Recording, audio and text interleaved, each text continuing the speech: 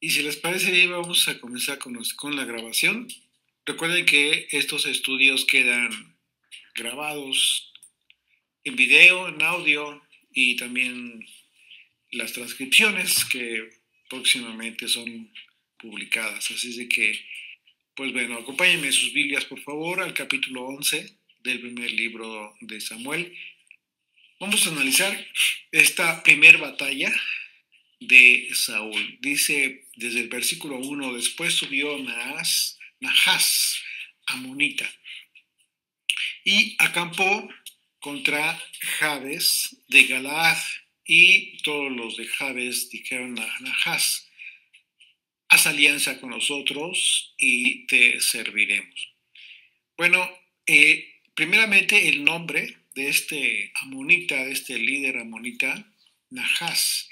Recuerden, la palabra ya la hemos analizado. En el hebreo es la palabra nahash, que se traduce tal cual como serpiente, áspid o víbora.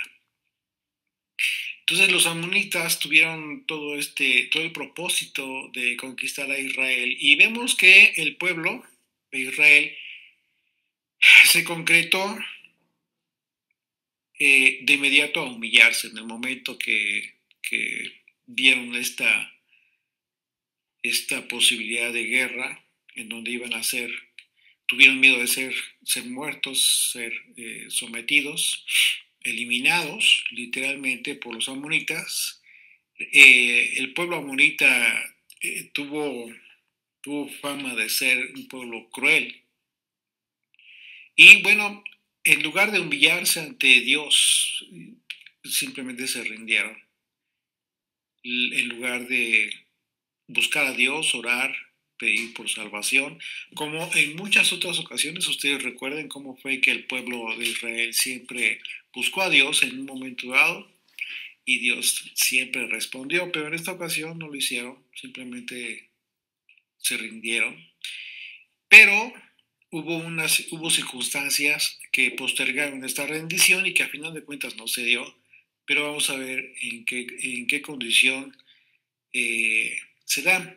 Esta respuesta de los israelitas se debió a esta condición que ellos tenían en el aspecto espiritual, porque aún no estaban restablecidos como debieron haber estado. Recuerden recientemente lo que ocurrió. Ellos rechazaron a Dios, pidieron un rey, y efectivamente así sucedió.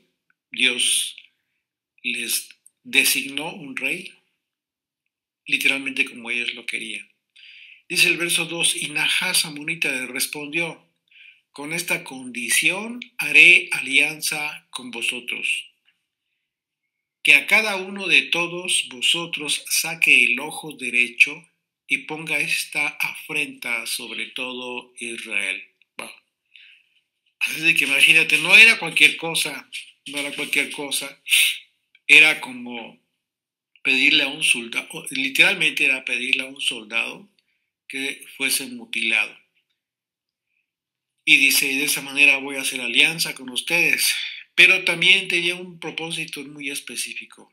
Aquí Nahás se propuso glorificarse a sí mismo a costa de la humillación de Israel, haciendo esta afrenta que él les propuso como una condición para hacer alianza con los amonitas. Esta atroz propuesta de Nahás tenía todo el propósito de eh,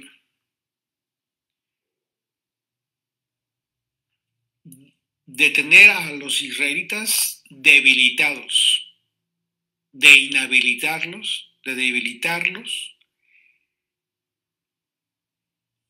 pero al mismo tiempo no era un aspecto físico solamente, sino que tenía que ver con un aspecto espiritual. Si nosotros analizamos con detenimiento las actitudes de Nahás respecto al pueblo de Israel, qué fue lo que le pidió, y en su caso, encima de todo, poniendo condiciones para hacer alianza, podríamos nosotros ver algunas analogías en su carácter de este líder amonita con el carácter de Satanás. Por ejemplo, empezando con su nombre, el nombre serpiente, tal cual, literal, el nombre con el que se le identifica a Satanás en diversos pasajes de las Escrituras. El enemigo siempre va a buscar intimidar al pueblo de Israel y al pueblo de Dios. Y con esto busca debilitar nuestra fe. Y la propuesta de dejar tuertos a los israelitas, podríamos nosotros entenderlo como un simbolismo de lo que hace el maligno con quienes se encuentran debilitados en su fe, porque su visión espiritual no es nítida. Recordemos que el apóstol Pablo en sus cartas habla de la guerra espiritual, de la fortaleza, ¿sí?, de la vestidura, armadura de Dios, lo que se ha identificado como la armadura de Dios. Pablo lo menciona de esta manera, pero Pablo lo hace como una analogía de un soldado, de alguien que está preparado para la batalla, obviamente la batalla espiritual. Entonces lo que pasa con esta propuesta tiene todo el propósito de debilitar la fe del pueblo de Israel, generar una ceguera espiritual. Jabes de Galaad, esta ciudad de los israelitas, quiere decir literalmente monte del testimonio. Y lo que esta serpiente quiso destruir para siempre es el testimonio del pueblo de Dios. Así es de que la analogía es evidente, porque si Satanás no puede destruir la fe del creyente, por lo menos va a buscar que éste haga concesiones. El creyente va a buscar aliarse con el mundo, con el enemigo, después de haber sido atemorizado, después de de ver que quizás sea muy difícil continuar en la fe sin aliarse con el mundo, con el enemigo. El enemigo va a querer obligarnos a aceptar esta alianza y su poder, su gobierno sobre nosotros. Y dice que a cada uno, la propuesta, que a cada uno de todos vosotros saque el ojo derecho y ponga esta afrenta sobre todo Israel. Y bueno, esta petición, aunque un tanto inusual, pues sí tiene un aspecto que es práctico, independientemente del aspecto simbólico de la humillación. ¿Por qué? Porque se dice que los guerreros en la antigüedad, ellos peleaban con la espada en la mano derecha y con el escudo del lado izquierdo. ¿Sí? ¿Y qué es lo que hacían? Que el escudo era una defensa. El escudo les protegía casi completamente contra los ataques y estaba diseñado para que lo mantuvieran contra la cara. De esta manera, ¿dónde queda mi ojo derecho? Esta parte. Este es el escudo. De tal manera que en la guerra lo que más se podían proteger los soldados, los guerreros, ¿sí?, era apenas asomar el ojo. Es como si tú te asomaras en un muro. Eso era, justamente. Pero si ya no lo tenían, tenías que sacar toda la cara, estaba súper más expuesto. Imagínense lo que les estaba pidiendo este incircunciso al pueblo de Israel.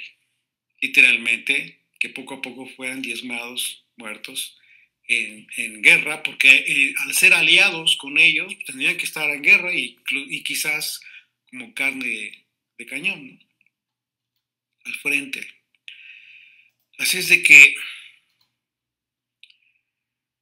esta esto que se hacía con esta posición literalmente que tenían los soldados, usando la espada de una forma y el escudo estratégicamente de esa manera. Estratégicamente este hombre pide esto a los israelitas,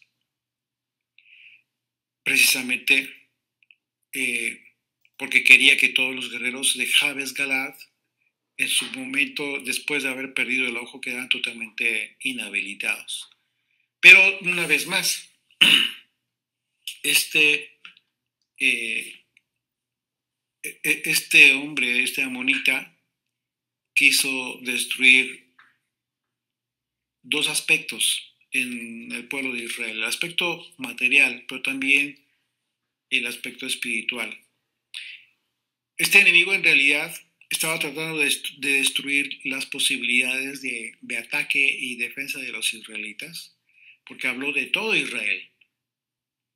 Si pudiéramos nosotros aplicar este principio del enemigo en la actualidad, podríamos entenderlo cuando en el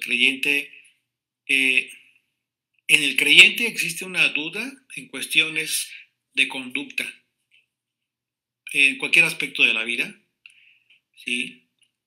Acerca de su conducta, de su testimonio, que muchas veces el creyente considera que no ve nada de malo en esta o en otra circunstancia.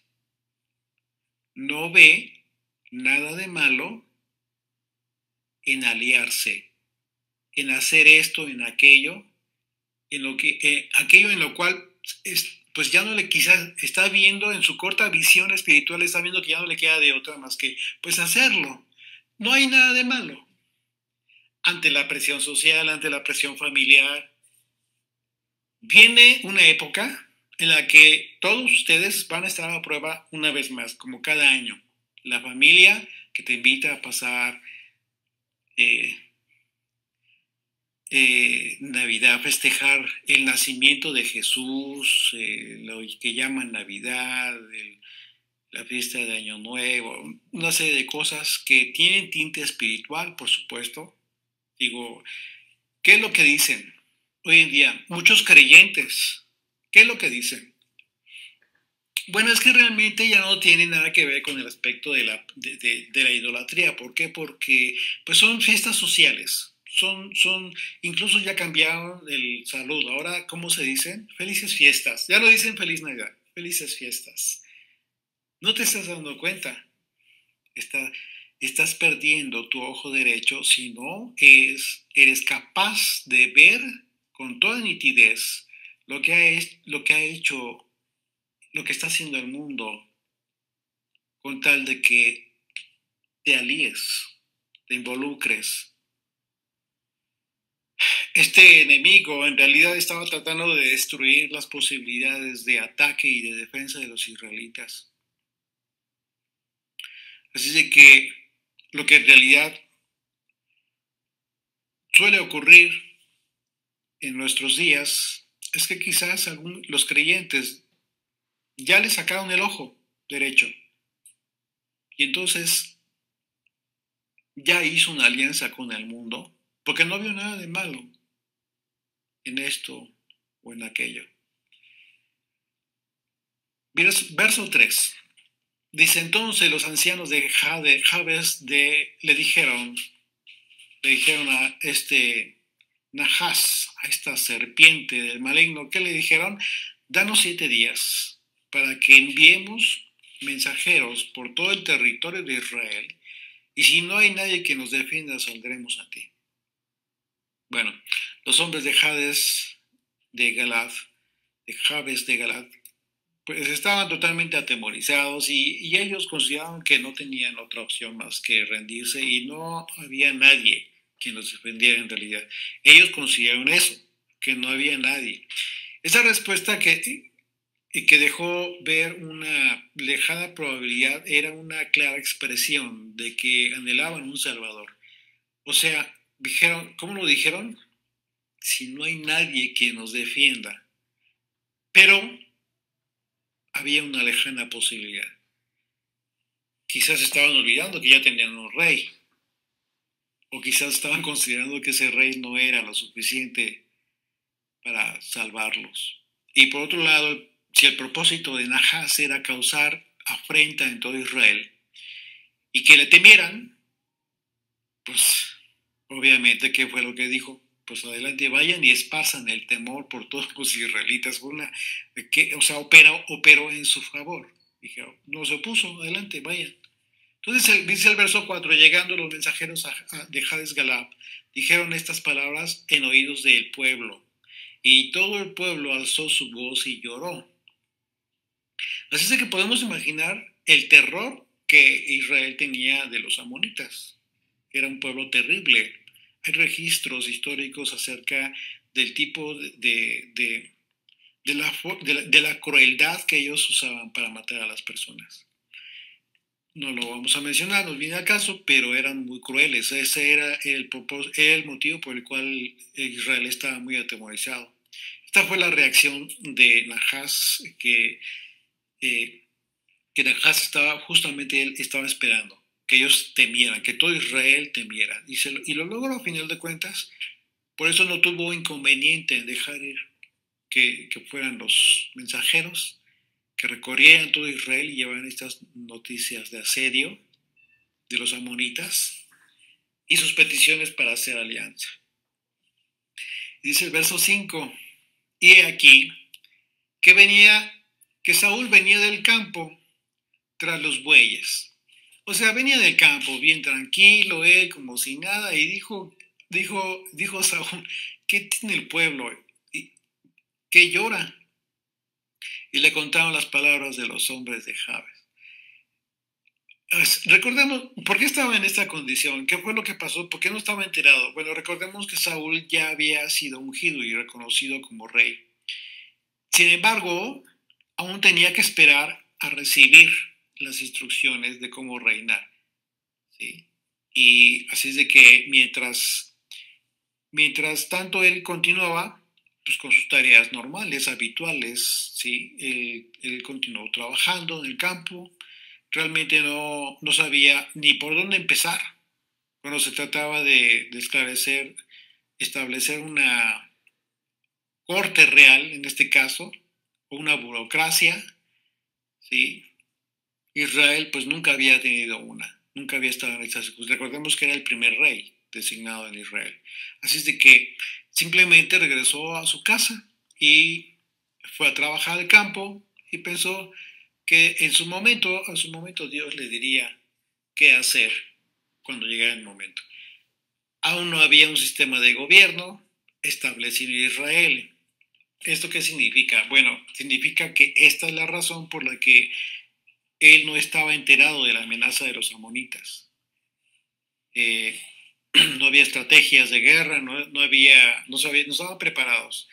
Entonces, porque de otra manera, pues el rey sería el primero en enterarse de la amenaza contra Jabes Galad. Y en lugar de escuchar la noticia a través de una segunda o tercera persona, como sucedió en esta ocasión. Dice el verso 6, al oír Saúl estas palabras, el Espíritu de Dios vino sobre él. Vamos a poner atención a partir de este momento. Dice el verso 6, al oír Saúl estas palabras, el Espíritu de Dios vino sobre él con poder y él se encendió en ira en gran manera. ¿Te das cuenta de la reacción? Esto podemos ver, o sea, vimos un poco del carácter natural de Saúl, que está hasta inseguro, muy temeroso, ¿verdad? Inseguro, temeroso, tímido, muy humilde. Pero en esta ocasión, lo que genera la ira en él no es una situación común. Primero dice, vino el Espíritu de Dios sobre él. Y esto es muy importante. Dice el pasaje que el Espíritu de Dios vino sobre Saúl con poder.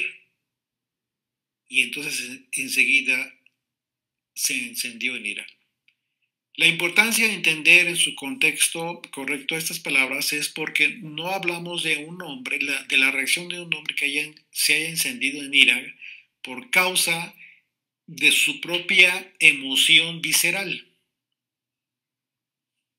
Porque aunque la expresión implica efectivamente un sentimiento de indignación, pues no debemos confundir la reacción que en ese momento tuvo Saúl con la reacción que cualquiera puede tener por causa de sentirse indignado, incluso aunque realmente sea justificado. Hay algo de diferente aquí. Y la diferencia, en el caso de Saúl, deriva de la unción que recibió como rey. Primeramente, y por otro lado, porque el propio texto dice, se advierte que cuando leemos que el Espíritu de Dios vino sobre Saúl, y esto nos indica que en términos comunes y corrientes, seguramente la reacción de Saúl hubiera sido muy distinta, totalmente distinta, y seguramente no hubiera eh, no hubiera en su caso reaccionado de esta manera para socorrer, ¿no?, a su pueblo. Pero ahora era Dios obrando a través de su espíritu en la vida de Saúl. Entonces, ¿qué vemos aquí? Una vez más, ya leímos el libro de los jueces. ¿Qué fue lo que sucedió con los jueces? Venía el Espíritu de Dios, vemos la misma dinámica. Venía el Espíritu de Dios sobre ellos y reaccionaban de tal manera que era no solamente físicamente, sino espiritualmente, ellos estaban habilitados a partir de ese momento para obrar en determinadas circunstancias, incluso en estrategias de guerra. Como ahora, en este caso lo vamos a ver. Así sucedía. El Espíritu de Dios descendió con poder sobre Saúl de la misma manera en que actuó en todos los jueces. La forma de actuar del Espíritu de Dios en las vidas de las personas es diferente de cómo se registró en los tiempos del Antiguo Testamento. ¿Y esto por qué? Bueno, esto es a partir de Pentecostés. Por supuesto que es el mismo Dios y es un mismo Espíritu, omnipresente en todo tiempo, pero su actuar a partir del tiempo de Yeshua obra a través de su gracia a fin de ser testigos de Yeshua, el Mesías. Dice el verso 7, y tomando un par de bueyes, los cortó en trozos y los envió por todo el territorio de Israel por medio de mensajeros, diciendo, así se hará con los bueyes del que no saliere en pos de Saúl y en pos de Samuel. Y cayó temor del Señor sobre el pueblo y salieron como un solo hombre. Bueno, imagínense esta escena en la que comienzan a cortar en trozos a los bueyes, a estos animales. Pues bueno, fue una forma muy inusual, por supuesto, de un rey llamando a su pueblo a combatir por su libertad. Pero ¿qué fue lo que sucedió? El efecto de esta acción produjo un resultado. ¿Cuál fue el resultado? La severidad de la advertencia fue necesaria para contrarrestar el temor de los israelitas. Estaban totalmente atemorizados. Entonces, ¿qué fue lo que dijo? Les hizo ver esto que están viendo, lo que les va a suceder a todos aquellos, a todos los animales de aquellos que al final de cuentas no vayan a la guerra. En la Torá, nosotros podemos ver cómo es que los israelitas fueron censados en diversas ocasiones, y el propósito de estos censos era precisamente para contemplar la fuerza de batalla que en un momento dado con la que podrían contar para las guerras. Así es de que esto fue como una acción muy descabellada quizás, pero surtió efecto. Dice el verso 8, y los contó en Besej. ¿Okay? Fíjate lo que dice, y los contó. En Besek, vamos a subrayar esta palabra, después la vamos a analizar. Dice, y fueron los hijos de Israel 300,000 y 30,000 los hombres de Judá. Los contó, hubo un censo, tuvo este propósito, una vez más, ¿con qué propósito? De establecer la estrategia de guerra. Verso 9, y respondieron a los mensajeros que habían venido, así diréis a los de Jabes de Galad, mañana al calentar el sol seréis librados. Y vinieron los mensajeros y lo anunciaron a los de Jabes, los cuales se alegraron. Y los de Jabes dijeron a los enemigos, mañana saldremos a vosotros para que hagáis con vosotros todo lo que bien os pareciera. Esto fue una mentira, pero recuerden que el engaño pues, es una estrategia de guerra también. Esto que dijeron los enemigos a los enemigos en realidad fue un engaño para Nahas, porque hablaron como si en realidad fueran a rendirse ante él. Y el propósito de este engaño fue que el ejército enemigo no estuviera listo para la batalla. Ese fue el propósito. Dice el verso 11, aconteció que al día siguiente dispuso Saúl al pueblo en 3 compañías y entraron en medio del campamento a la vigilia de la mañana e hirieron a los amonitas hasta que el día calentó, y los que quedaron fueron dispersos de tal manera que no quedaron 2 de ellos juntos. Qué impresionante reacción tuvo el pueblo de Israel. Pongamos atención aquí en la última porción de este pasaje. Recordemos que el lugar donde los reunió Saúl, ¿dónde fue? Ahí les dije que subrayaran. Besek. Besek, esta palabra que les dije por ahí que subrayaran, es una palabra hebrea que en su raíz etimológica es la palabra bazar y se traduce como dispersión.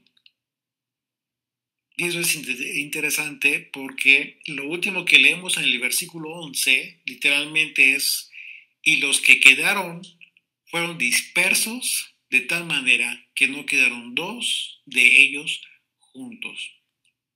Es decir, fueron dispersados. A través de las acciones de Saúl y de la bendición de Dios, la victoria fue total. Y Nahas y su ejército fueron completamente derrotados. Y la ciudad de Jabes de Galad pues fue salvada. Dice el verso 12, el pueblo entonces dijo a Samuel, ¿quiénes son los que decían, ¿ha de reinar Saúl sobre nosotros? Dadnos esos hombres y los mataremos. ¿Se acuerdan ustedes que cuando designaron a Saúl hubo algunos que no estuvieron conformes y dudaron, lo menospreciaron? Bueno, pues ahora estaban diciendo, ¿quiénes fueron? Le preguntaron a Saúl, dinos quiénes son porque los vamos a matar. Efectivamente, después de que Saúl fue presentado como rey de Israel, hubo algunos que lo despreciaron. Dice 1 Samuel 10, verso 24, vamos a recordar esto del capítulo anterior. Y Samuel dijo a todo el pueblo, ¿habéis visto al que ha elegido el Señor? ¿Que no hay semejante a él en todo el pueblo? Entonces el pueblo clamó con alegría, diciendo, ¡viva el rey! Samuel recitó luego al pueblo las leyes del reino y las escribió en un libro, al cual guardó delante del Señor, y envió Samuel a todo el pueblo, cada uno a su casa. Saúl también se fue a su casa en Galad, y fueron con él los hombres de guerra cuyos corazones Dios había tocado. Pero algunos perversos dijeron, ¿cómo nos va a salvar este?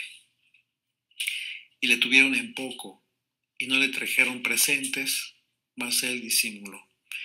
Por supuesto que no apoyaron su decisión, y esto fue sabido entre los israelitas, de manera que ahora que Saúl había demostrado que Dios estaba con él, los que apoyaban a Saúl querían vengarse de los que consideraron traidores y los querían matar. Y entonces, dice el verso 13, y Saúl dijo, no morirá hoy ninguno, porque hoy el Señor ha dado salvación a Israel. Qué importante respuesta. Saúl fue muy prudente y actuó sabiamente porque sabía que este no era un momento para tomar venganza de quienes no hayan estado de acuerdo en su momento, ¿sí? Con la designación de Saúl como rey de Israel. Así trabaja Satanás. Así. Porque después de haber fallado en el ataque a través de Nahas, ahora intentaba atacar a Israel, incluso en la victoria, como dividiendo a la nación unos contra otros. Satanás nos va a atacar siempre de una o de otra forma, de las formas que pueda, y a menudo va a usar incluso los tiempos de victoria para atacar. Va a usar tiempos en los que tú tengas una victoria, en los tiempos, momentos en los que tú te encuentres disfrutando de una bendición. Es donde más tienes que tener cuidado y ser muy prudente, porque justo en ese momento te va a atacar Satanás. Así es que debemos estar preparados en todo momento, en todo momento. Verso 14, mas Samuel dijo al pueblo, venid, vamos a Gilgal para que renovemos allí el reino. Y fue todo el pueblo a Gilgal e invistieron allí a Saúl por rey delante del Señor en Gilgal y sacrificaron allí ofrendas de paz delante del Señor y se alegraron mucho allí Saúl y todos los de Israel. Saúl tuvo que probar su valor antes de que muchos aceptaran su gobierno como rey. Todavía no la investía y sin embargo fue su primera batalla. Esto no es necesariamente pues algo malo. Una cosa es que una persona sea ungida o designada, pero la evidencia debe estar en las acciones. Y así fue. Dios estuvo con Saúl y ganaron la batalla. Pero una vez que se demostró, como se hizo en ese capítulo, pues habría estado mal que no apoyaran a Saúl, por supuesto. ¿Y qué pasó? Pues que sin saberlo, los amonitas fueron justo la ocasión, la oportunidad para que Saúl tomara esta iniciativa y se probara a sí mismo en primer lugar y a Israel en general que él podía salvar al pueblo de los opresores. Yeshua es nuestro rey. El Padre lo ungió y lo puso sobre su monte. Y nosotros hemos aceptado este nombramiento, esta designación de rey y lo hemos hecho nuestro rey. Pero a veces nuestro sentido de lealtad y devoción pudiera desvanecerse y tenemos que tener mucho cuidado porque sin darnos cuenta podríamos desviarnos de nuestro actuar, de nuestro propósito y olvidarnos que nuestro propósito más importante es mantenernos siempre como sus siervos fieles. Saúl ganó la batalla ese día, pero en realidad ganó más que una batalla. Este capítulo nos muestra que las batallas internas y externas de Saúl finalmente estarían latentes en su vida. La victoria externa en ese momento fue evidente, pero internamente Saúl derrotó en ese momento las fuertes y muy sutiles tentaciones del orgullo, la vanidad, también la inseguridad, la venganza, pero debía continuar peleando y ganando las batallas internas y solo había una forma de hacerlo. Si permanecía lleno del Espíritu, del Señor caminando en el Espíritu, bajo el liderazgo del Rey de Reyes y Señor de Señores. Así es de que una gran lección para todos nosotros.